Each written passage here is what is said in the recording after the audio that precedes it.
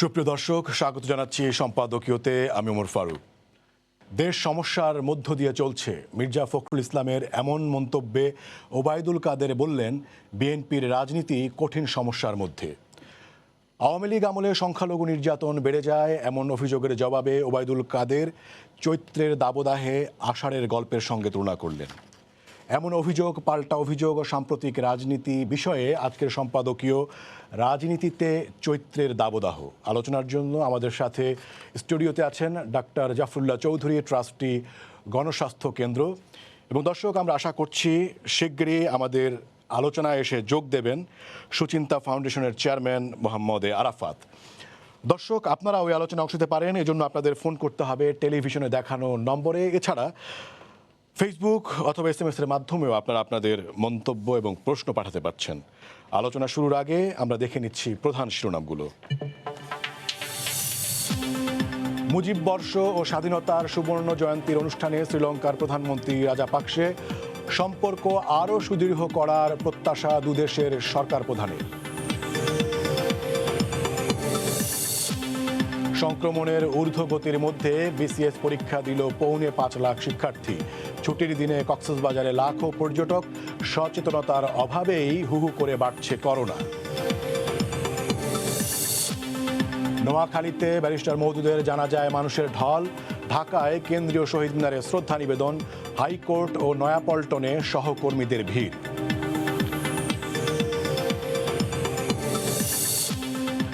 জনমনে স্বস্তি ফেরাতে সুনামগঞ্জের শাল্লায় আইনশৃঙ্খলা রক্ষা বাহিনীর ব্যাপক উপস্থিতি। হামলার ঘটনায় আটক 22, অজ্ঞাত ১,৫০০ জনকে আসামি করে মামলা। এবং খালের ওপর শপিং মল কেন, এবার রাজুকের সমালোচনায় উত্তরের মেয়র। ঢাকাকে পরিচ্ছন্ন রাখতে ছাড় দেবেন না কাউন্সিলররা।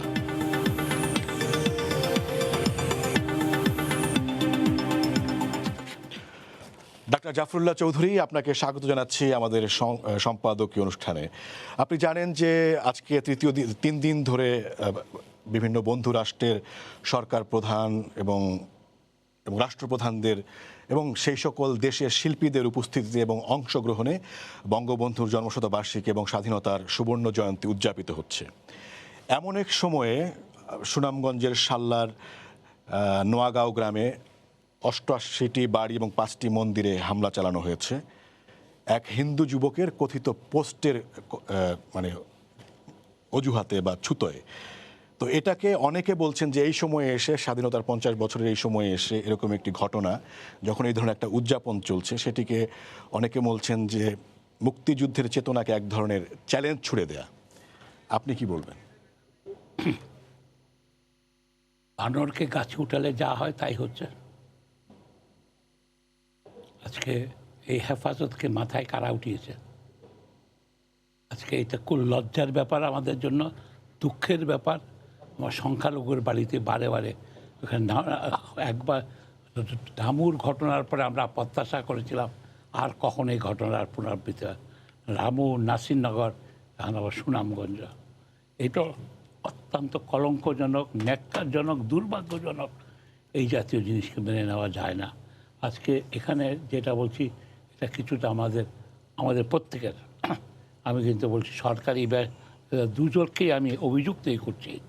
আজকে এই হেফাজতের জন্য আমার মাননীয় প্রধানমন্ত্রী স্কুলের পরীক্ষা স্থগিত করেছিলেন। এই জাতীয় ধর্মান্ধদের জন্য উনি ৫,০০০ কোটি টাকা দিয়ে সাহায্য করেন। স্কুলকে সাহায্য করা খারাপ কাজ না, কিন্তু তাদেরকে এখানে সংস্কারটা আনা উচিত ছিল মানসিকভাবে। কালকে আমি এক মাদ্রাসায় গিয়েছিলাম, সেখানে আমি বলেছি যে ভাই, খুব বড় মুসল্লি ছিল, আয়াতটা এত ছিল। আমি যে বড় দুটা কথা বললাম ফাঁকে। একটা বললাম যে এই হিন্দুদের কি আমার আল্লাহ ছাড়া আর কেউ তৈরি করছে কিনা? আমরা তো বলি আল্লাহ ছাড়া এক এবং অদ্বিতীয় আর কেউ নাই। তাহলে ওর ভগবান তৈরি করছে? আমার আল্লাহ তৈরি করছে। তাকে কি মারার অধিকার দিয়েছে আমার কারো? তার বাড়ি থেকে দিছে। আর তারপর যখন আমাকে নিয়ে ফটো সেশন করতে, তখন বললাম তোমরা ভাস্কর্য চাও না, এইটা কি হবে? তখন চুপ করে আছে। তা আমার মনে হয় এটা কন্টেইন করার জন্য আমাদের প্রত্যেক স্কুল কলেজকে এটা নিয়ে আমি আর আরাফাত আগেও একবার বলেছি যে এইসবকে সংস্কার দরকার। কে কোথায় বলল আমাদের রসুলের জীবনকে এতই সস্তা যে একজনের খোঁচাতে উনি ছোট হয়ে যাবেন? এটাকে বরঞ্চ বলে এই সময়ে এই ধরনের ঘটনার পেছনে কোনো রাজনীতি এই জাতীয় ঘটনা তো ঠিক এর সাথে সম্পর্কিত বলে আমি মনে করি না। এরা হলো হুজুগের লোক, এরা এমনি ধর্মান্ধ হয়ে গেলে পাগলের সে। একই সাথে আমি বলতে চাই কেন হচ্ছে। আজকে সকালে আমি মওদুদের শহীদ মিনারে গিয়েছিলাম। আমার অন্তকে একটা প্রত্যাশা ছিল, সব রাজনৈতিক দলের, বিশেষত সরকারি দলের কেউ না কেউ থাকবে। প্রধানমন্ত্রীর পক্ষে, ওবায়দুল কাদেরের পক্ষে কেউ এসে একটু শ্রদ্ধা নিবেদন করবে। অবশ্য হাইকোর্টে আমি রেজাউল করিমকে দেখলাম, আমার খুব ভালো লাগলো যে আমাদের রাজনীতি থাকতে পারে, ভিন্নতা থাকতে পারে, মতদ্বৈততা থাকতে পারে, কিন্তু আমরা জানাজাতে যাব না, তাকে শেষ লাস্ট হোমেজ পে করবো না, এটা ভালো লক্ষণ না। এইসব দিয়ে আমি একটু প্রসঙ্গে যদি আবারও ফিরি আর কি, ডক্টর জাফরুল্লাহ চৌধুরী, আপনি বলছেন যে সাল্লার যে ঘটনা ঘটেছে তার নিন্দা আপনি করছেন এবং বলছেন যে হেফাজতকে আশ্রয় প্রশ্রয় দেওয়ার কারণে এটা হয়েছে। এবং আমরা জানি যে ২৬ তারিখ ভারতের প্রধানমন্ত্রী নরেন্দ্র মোদী আসছেন এবং মুক্তিযুদ্ধে বাংলাদেশের বড় মিত্র বলা হচ্ছে তাকে, সেই দেশের প্রধানকে, মানে সরকার প্রধানকে এখানে আমন্ত্রণ জানানো হয়েছে। এবং আমরা এও জানি সাম্প্রতিক সময়ে তার এই সফরকে সামনে রেখে বিভিন্ন জায়গায় আবার হেফাজতি বিরোধিতা করে বক্তব্য দিচ্ছে। এবং আজ আপনি প্রেস ক্লাবে আপনিও বিরোধিতা করেছেন। আমিও বিরোধিতা করি। সেই ক্ষেত্রে আমি একটু এটা বলি, এটাকে আমিও বিরোধিতা করি। আজকে ভারতের বিরুদ্ধে আমরা নয়, কতগুলি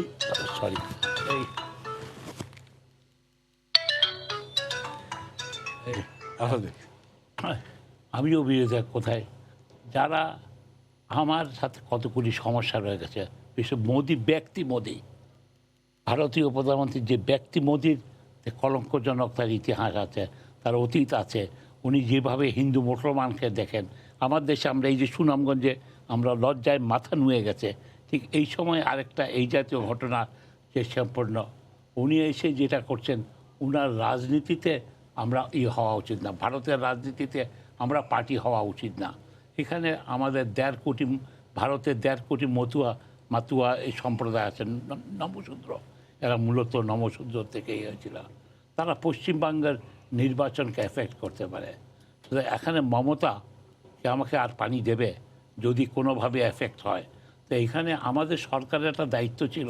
ওনাকে তো ভারতের একটি রাজনৈতিক দলের নেতা হিসেবে আমন্ত্রণ জানানো হচ্ছে না। হ্যাঁ, প্রধানমন্ত্রী হিসেবে, কিন্তু প্রধানমন্ত্রী হিসেবে সেটা তো আপত্তি ছিল না। উনি যদি এই জন্য এই যে গোপালগঞ্জের ঝাড়ুয়াকান্দি গ্রামে এবং যশোর খুলনার যুগেশ্বরী এইতে সাতক্ষীরা না যেতেন, এটা হলে কি হলো, একটা ওনার একটা ইলেকশন ক্যাম্পেইন এখান দিয়ে করাটা, তাহলে আমাদের এটাকে ব্যালেন্স করার জন্য আমি যেটা মনে করি, আমার সরকারের বলা হচ্ছিল যে আপনি আমার জামে মসজিদের ইমামের সাথে একটু কথা বলেন, মসজিদ ভিজিট করেন না, কি আসে যায়।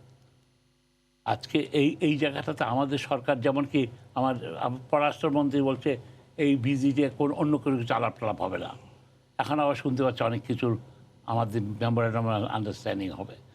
এইসব জায়গাতে আমরা আগেই তো নিশ্চয়ই পেয়েছি, না পেলে ওনাকে জিজ্ঞাসা করতে আপনার কী কী চাই। আরে আমরা একটা ছোটোখাটো নগর লোক, আমাকে রাজীব গান্ধী ইনভাইট করেছিলেন, উনি বলছেন আমার সাথে সময় রেখে আর কী করতে চাও তুমি, ডক্টর জাফরুল্লাহ কী যান, কার সাথে দেখা করতে চান। জি, আমি নিশ্চয়ই আপনার কাছে আবারও আসবো।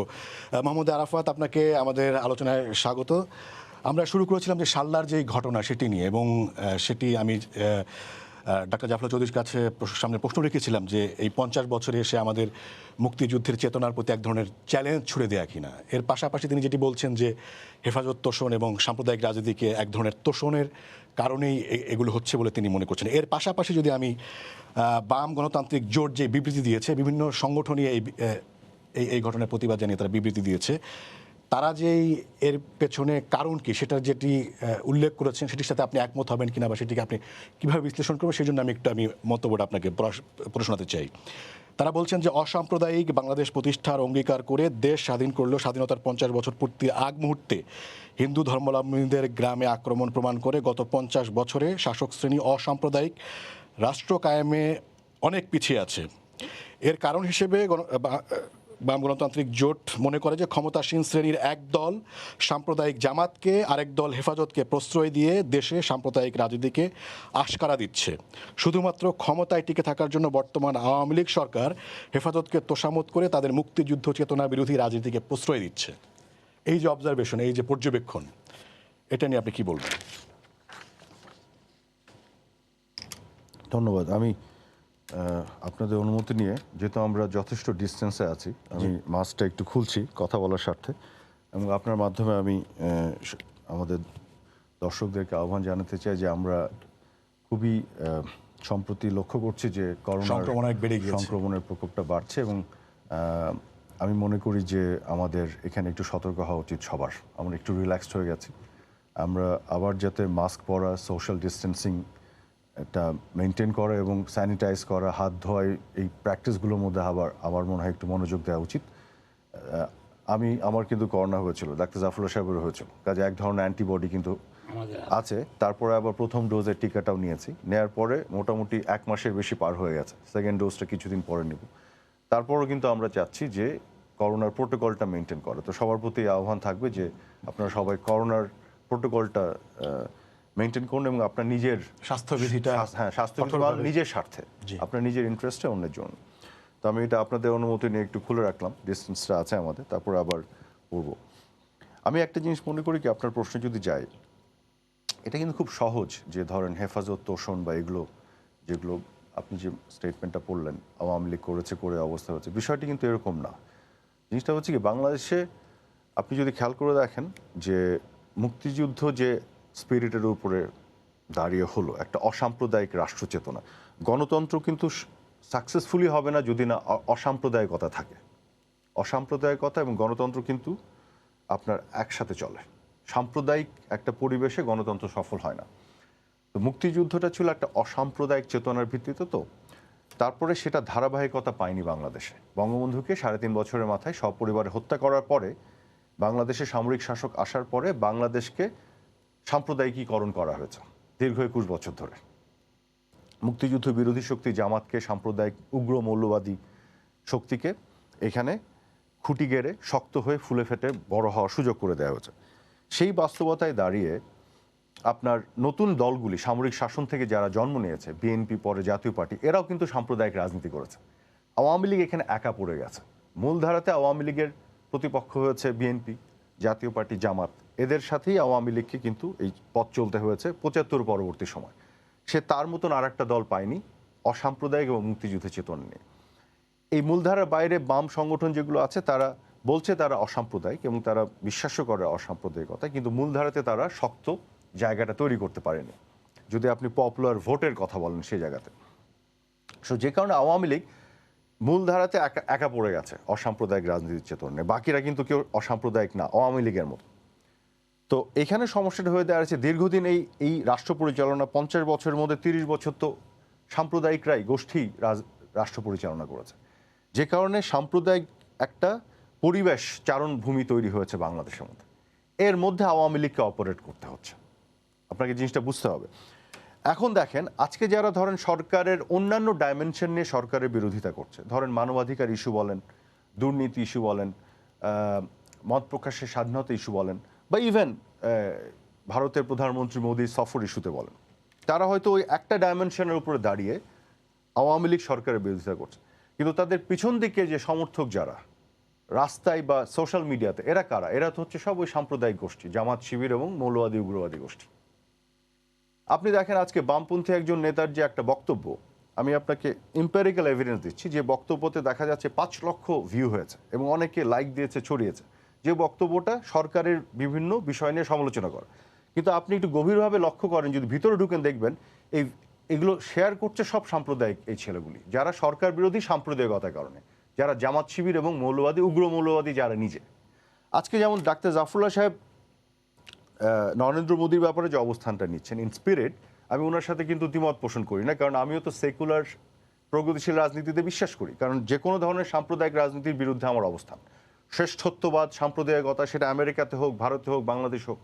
কিন্তু মজার ব্যাপার হচ্ছে ওনার অবস্থান ঠিকই আছে ওনার জায়গায়, কিন্তু উনি একজন ব্যক্তি, ওনার মতো আরও 10 জন হয়তো আছে, কিন্তু আর বাকি যে হাজার হাজার লক্ষ যাদেরকে দেখছেন ওনাদেরকে সমর্থন দিয়ে মিছিল করছে, এরা কিন্তু নিজেরা এক একজন ওই সাম্প্রদায়িক বাংলাদেশের এক একজন মোদি, যারাই আবার ওই যে আক্রমণ করেছে সারলাই, যারাই নাসিরনগরে আক্রমণ করেছে, ওরা নিজেরা কিন্তু ট্রাম্প এক একজন, নিজেরা এক একজন উগ্রবাদী, কিন্তু ওরা বাংলাদেশে উগ্রবাদী, আবার আমেরিকাতে ট্রাম্পকে ওদের পছন্দ না, ইন্ডিয়াতে সাম্প্রদায়িক বিজেপির রাজনীতি পছন্দ না, কিন্তু বাংলাদেশে ওরা একই রাজনীতি করছে।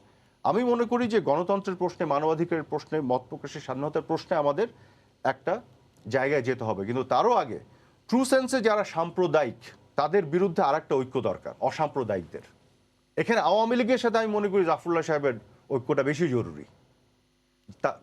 তা না হলে জাফরুল্লাহ সাহেব, বা আমি ওনাকে মেটাফরিক্যালি বলছি, উনি আজ ব্যক্তি হিসেবে না, উনি ধরেন অন্য কতগুলো ইস্যুতে সরকারের বিরোধিতা করছেন বা সমালোচনা করছেন, যৌক্তিকভাবে হয়তো করছেন, কিন্তু ওনার পিছন থেকে সাপোর্ট কিন্তু হচ্ছে সব সাম্প্রদায়িকরা।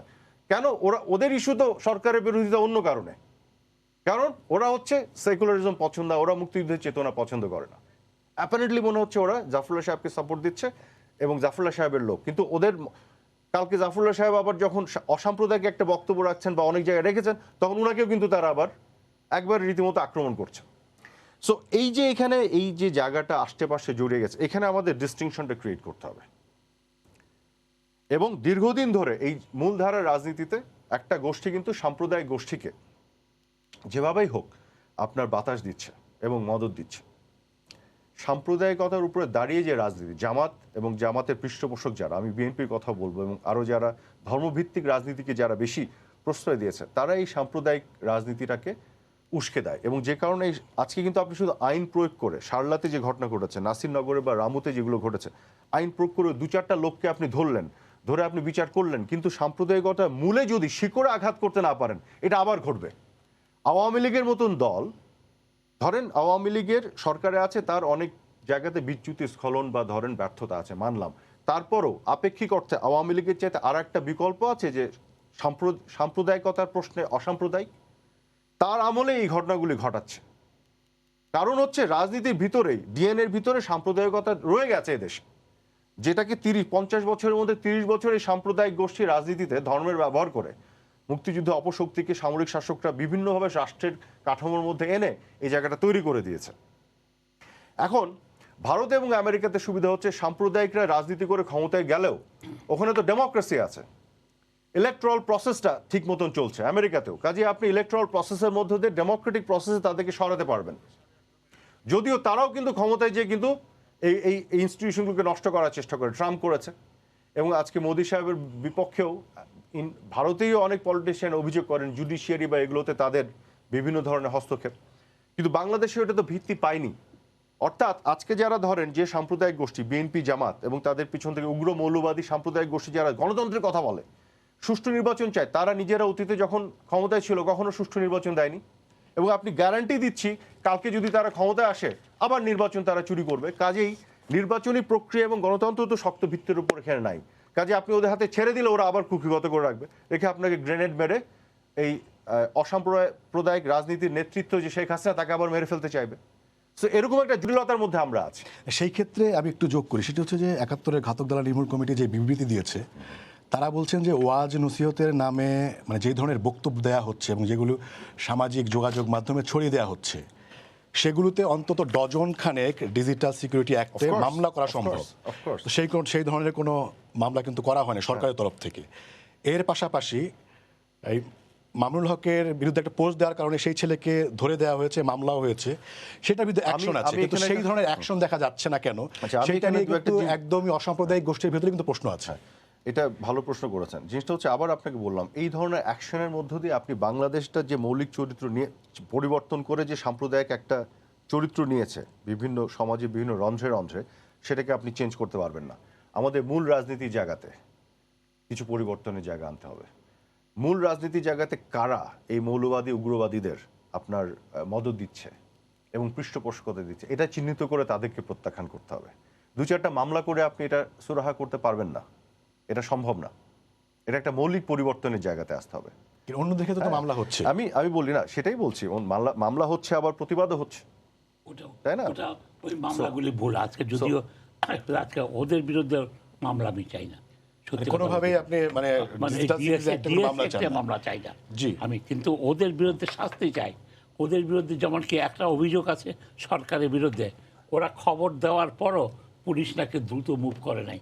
তো তার কিছুটা এক্সপ্লেনেশন আরাফাতের ইটা আছে, সব জায়গায় তো ওই আছে, আরে মারলে কারে মারছে। ওটা হচ্ছে যে মোটামুটি মাইকিং করে হামলাটা করা হয়েছে। মাইকিং করে যদি হামলা করে তাহলে পুলিশ জানতো না, পুলিশের গোয়েন্দা বাহিনী জানতো না? তারাও তো এই মাইক নিশ্চয়ই শুনেছে, জনসাধারণ শুনছে। এখানে আমি বেশি অভিযোগ করব সরকারি কর্মকর্তাদের, তাদেরকে আরও ফাস্ট মুভ করা উচিত ছিল। আমি এখানে একটা জিনিস একটু বলি বিনয়ের সাথে, যে হ্যাঁ, আপনার সাথে আমি একমত যে এখানে এই প্রশাসনকে ফাস্ট মুভ করা দরকার, যারা এই কাজগুলি করছে তাদেরকে ধরে জেলে পুরে দরকার, যারা ধরেন ওয়াজ মাহফিলে উস্কানি দিচ্ছে, এই ধরনের সাম্প্রদায়িক উস্কানি দিচ্ছে, হেইটে মানে স্পিচ দিচ্ছে, সব কিছু করা দরকার। কিন্তু আমি মনে করি শুধু প্রশাসনিক উদ্যোগের মধ্য দিয়ে এই সমস্যাটা যে গভীরতায় পৌঁছেছে সেটা সমাধান সম্ভব না। এটা সমাধান করতে গেলে আমাদের রাজনীতির মধ্যে একটা মৌলিক পরিবর্তন আনতে হবে।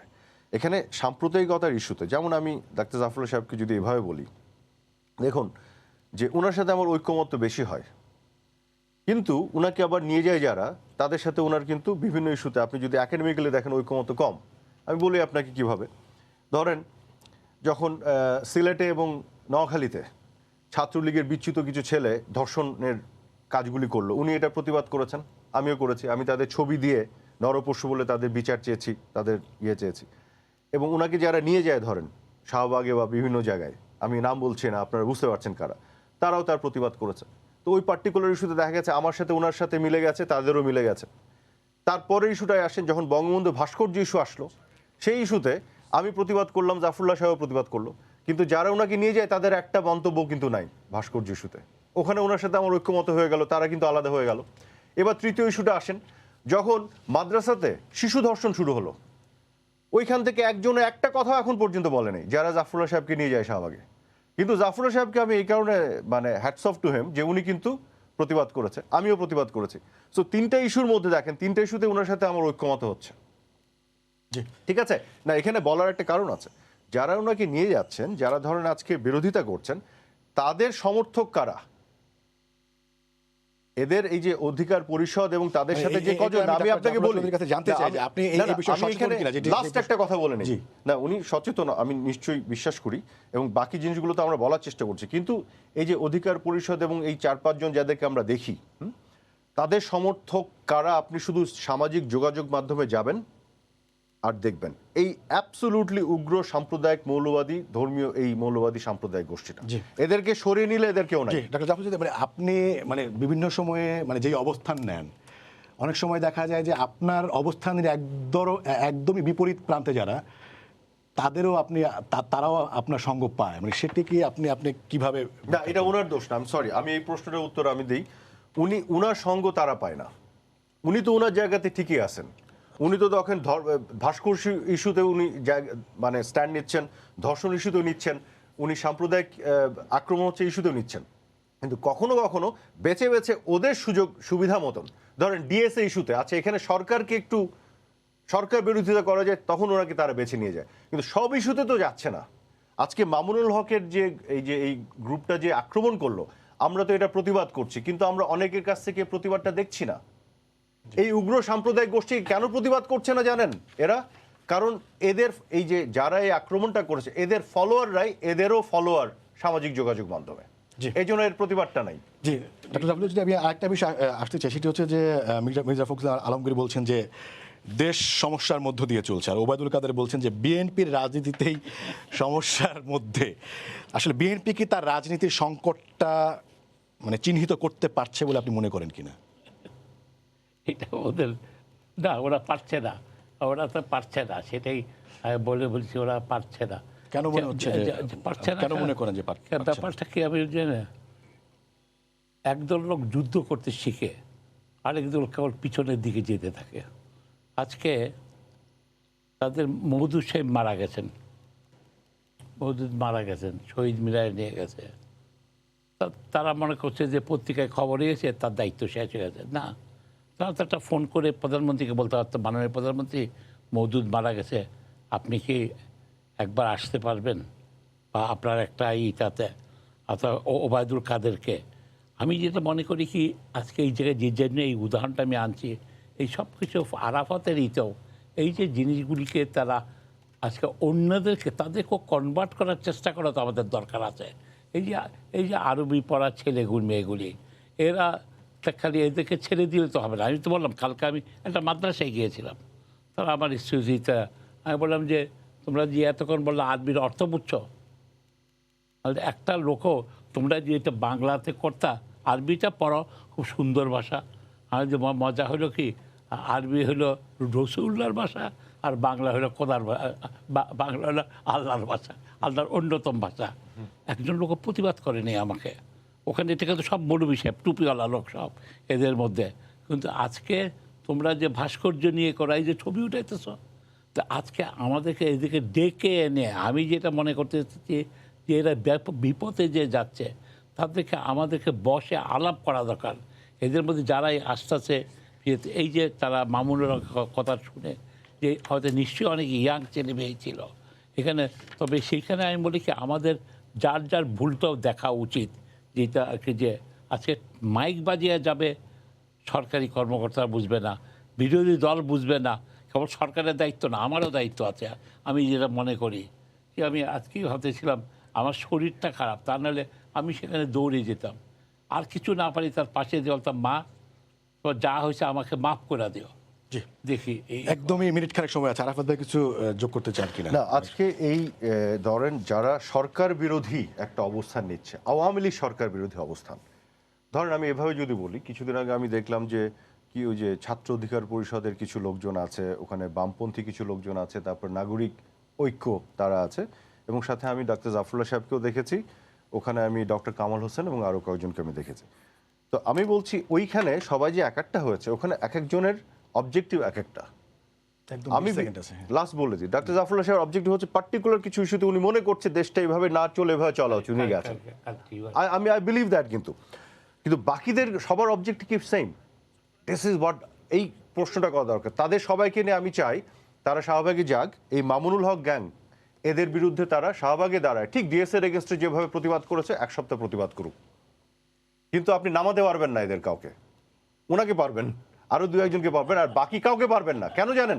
ওরা নামবে না এদের এগেনস্টে, কারণ সামাজিক যোগাযোগ মাধ্যমে এই অধিকার পরিষদ, তারপর ঐক্য নাগরিক, এদের ফলোয়ার হচ্ছে মামুনুল হক জ্ঞানের যে ফলোয়ার, উগ্র সাম্প্রদায়িক শক্তি, এরাই ওদের ফলোয়ার, ওদেরকে ওদের দরকার, ওরা নামবে না। এটাই হচ্ছে বাস্তবতা। আপনাকে ধন্যবাদ ডাক্তার জাফরুল্লাহ চৌধুরী, আপনাকেও। দর্শক, আপনাদেরও ধন্যবাদ জানিয়ে শেষ করছি আজকের সম্পাদকীয়। আগামীকাল আবারও দেখা হবে রাত 10টায়, দেখার আমন্ত্রণ রইল। শুভরাত্রি।